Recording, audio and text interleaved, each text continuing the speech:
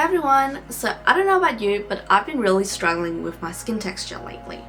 Well, I have found this little pot of gold that has been so good for my skin. I'm actually really lazy, so it's only recently that I got into using wash-off masks, but oh, I am so excited to share this one with you. So back in August, I reviewed a series of 3 masks on my blog from a fairly new K-beauty brand called Mary and May.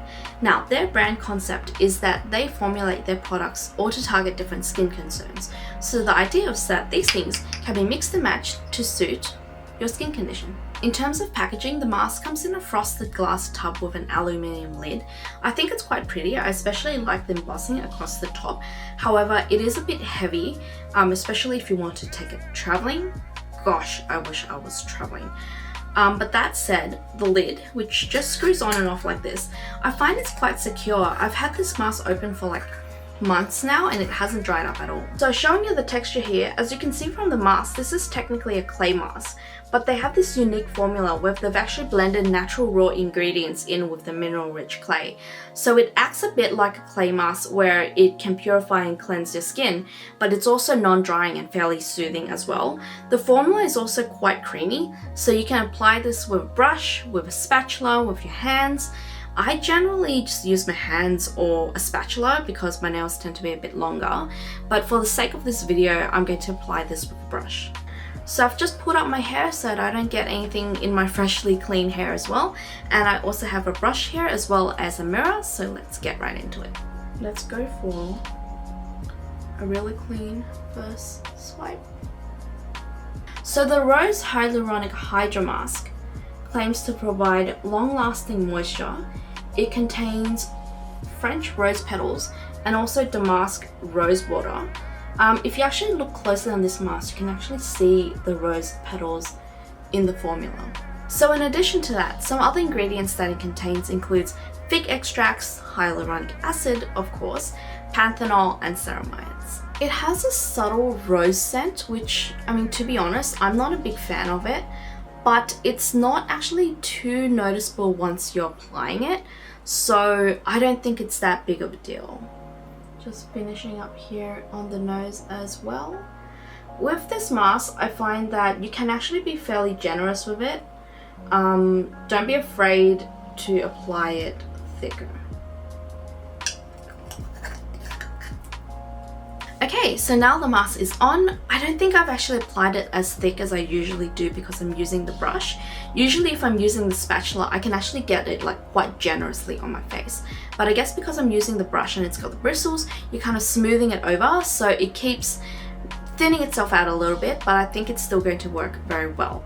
What I'm going to do now is I'm going to go chill for like 20 minutes. I'm going to go watch some TikTok, chat on my phone, something like that, and then I'm going to be back. You're going to notice that although this mask is hardening, it doesn't really dry out like a clay mask does. What it does is it forms like a film over the top of the mask, which I'm going to show you soon, and that I think is how it extends the treatment time and prevents your skin from drying out as well.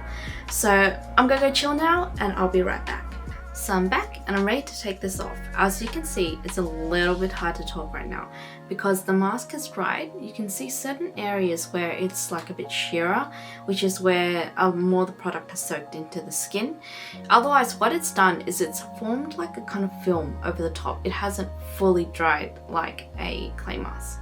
I guess for me, the only downside that I see with this mask is that it can be difficult to remove.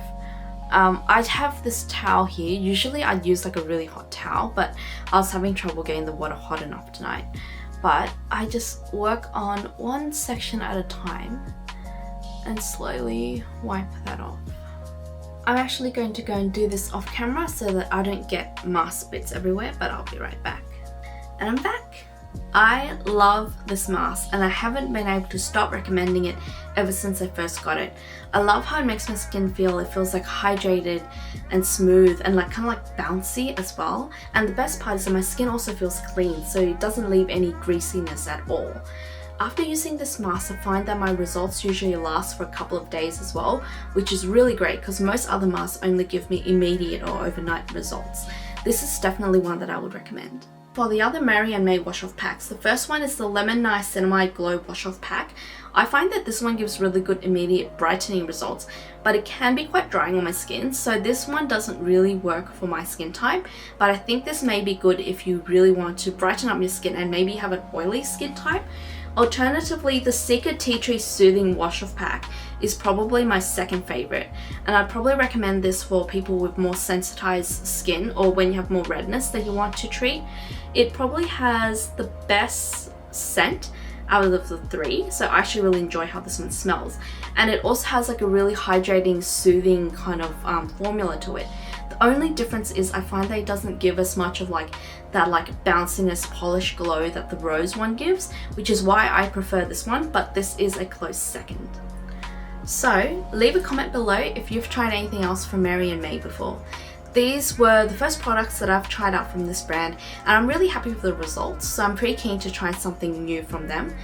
All of these products are available at STALK Korean, and as usual, my affiliate links are in the description box. Also, I'm totally open to requests, so let me know if there are any skincare or makeup products that you'd like me to review, or any topics that you want me to cover in some long form videos, whether it is about content creation, working with brands, working as a nano influencer, any of those things. I'd be more than happy to share with you and to be creating some new YouTube videos. I'm really excited to be back. I hope you enjoyed this video, and of course remember to subscribe, like, comment, let me know your thoughts down below, and have a great day. Bye.